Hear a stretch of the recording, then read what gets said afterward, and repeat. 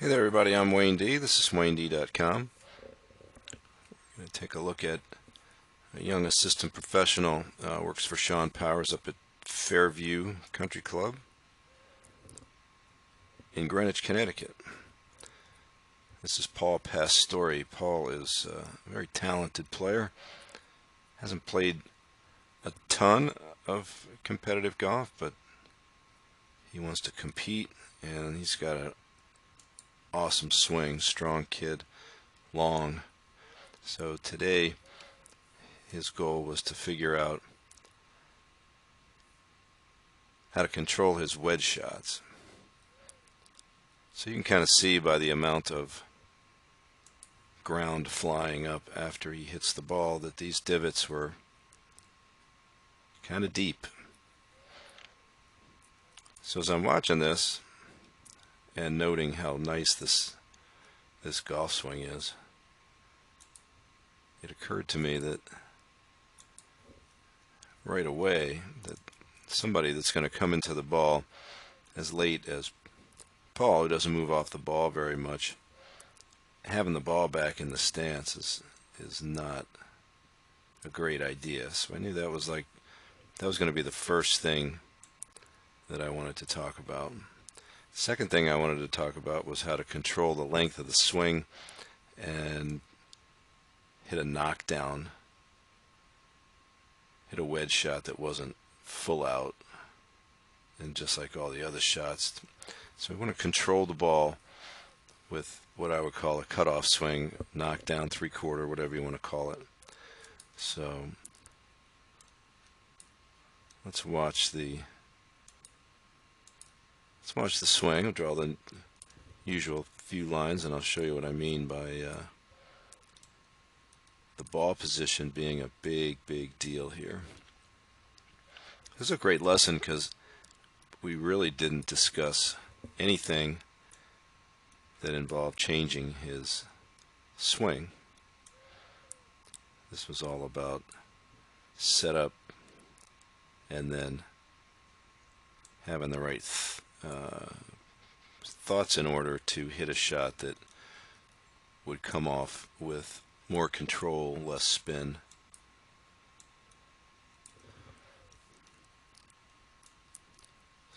Alright, so we'll take a look. So you'll note right away that his head is dead centered.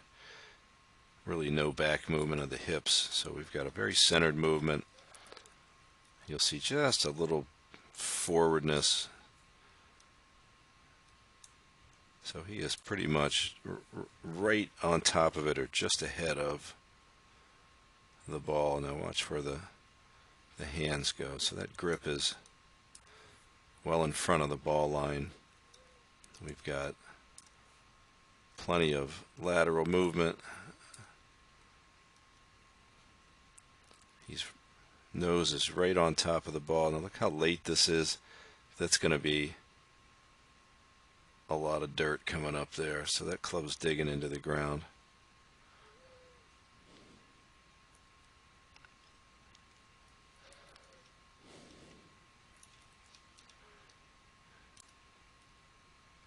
And then there's the full finish.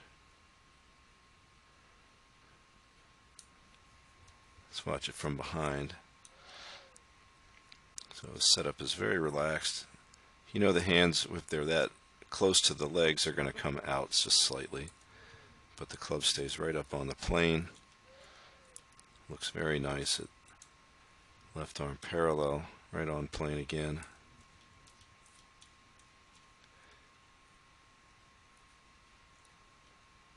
Just a fraction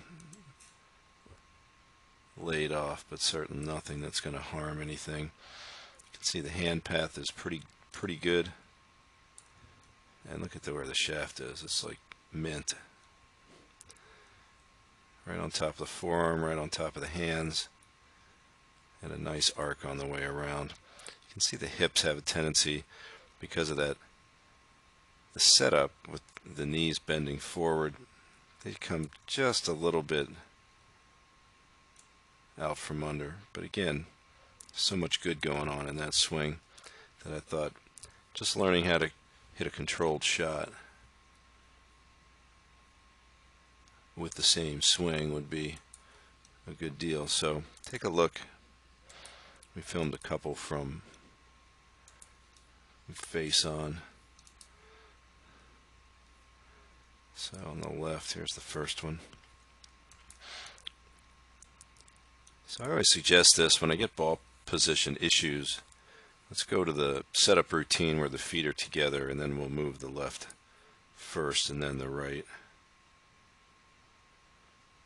Now that was pretty good, but as you can see, watch the left foot, and this is a habit guys get into. You'll move it once, so that's a pretty good amount right there. Then I'll move it again, and I'll move it again. So he gains another inch or so, which is significant. So I think I reminded him not to move his left foot multiple times. So he's going to start over here.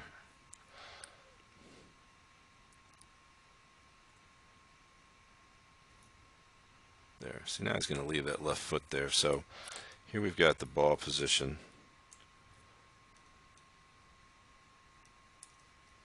Different. Much more forward. So the idea on the swing is going to be, let's feel 3/4 in the backswing. So we're going to look for a swing with firming up the wrists and keeping the left arm up here. This is the kind of position we're looking for. He gets a little extra, but if we go back and compare that to the first one,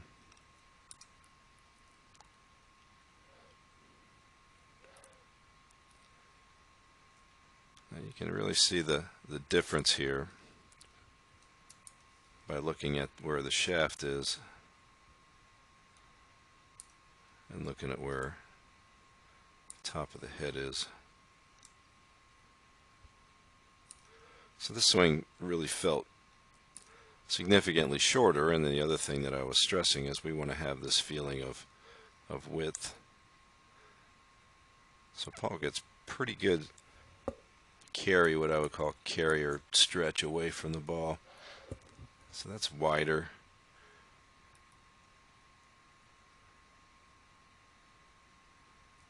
And now when I draw the line up from the ball, now we see the grip is just at the ball and the nose is behind it. So this sets us up for a much shallower divot, that's for sure.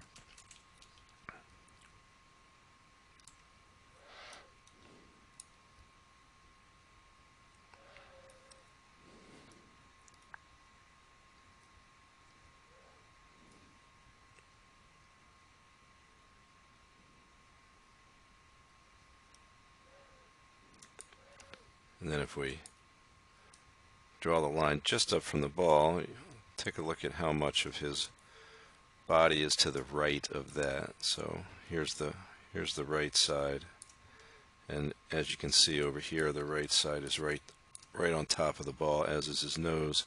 So again, watch the amount of dirt that comes out of this one. You can barely see it.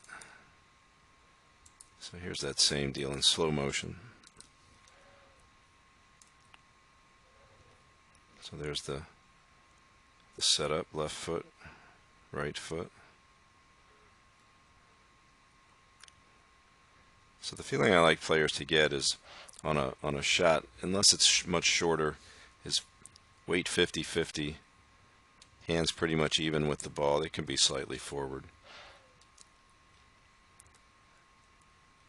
Ball forward of center, and we're gripping down on the club. So one of the things that makes a knockdown shot is the diminishing of the club head speed and thus the ball speed.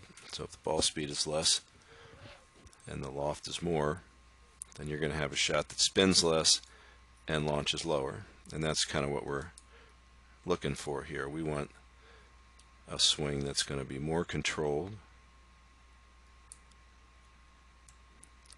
We want it to impact the ball with less descending angle, but still substantial.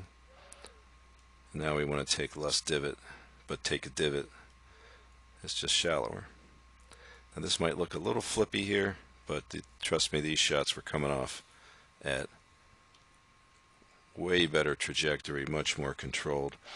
And then in the finish, this is very important, we would really like to keep the hands from going past what I would call the face line, which is right there. So Paul could still take a little wrist cock out of the top, hold it off a little more in the beginning, at the end there. But these swings are much more controlled.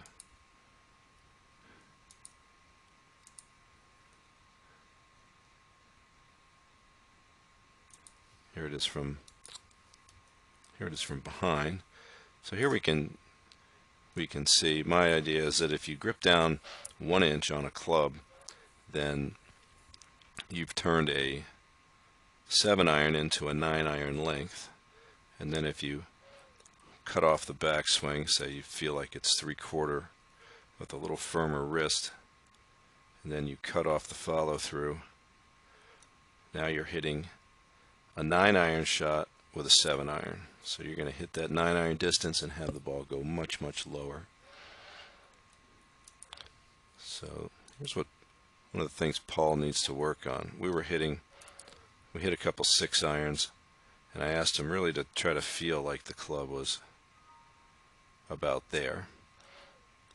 Now you would think a player of Paul's caliber could hit one from there, make a full swing at it, and make that full swing just go that far back and then cut off on the way through.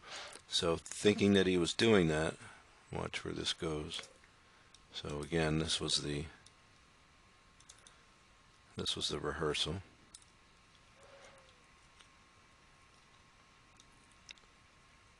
So that would be there, and this is where it ended up.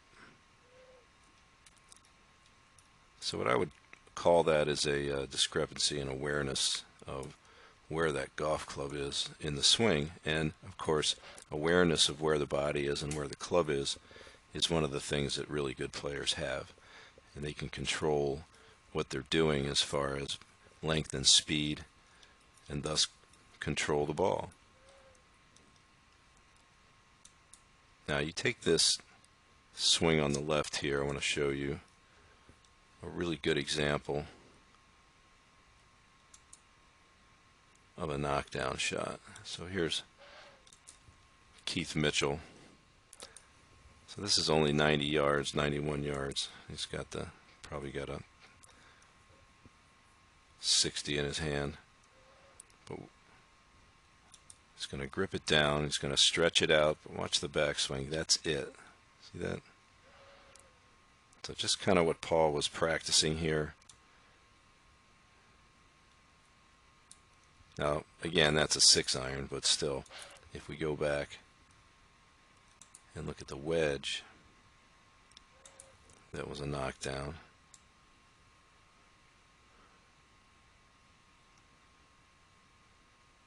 So with Paul's power, he can easily do what Mitchell's doing. Mitchell produces a huge amount of power.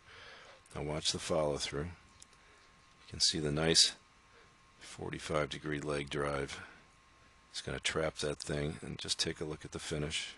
There it is. Angle's a little off, but you could tell from the dead face on, that's probably going to be, his hands are not going to go past his face there. So let's watch that regular speed once.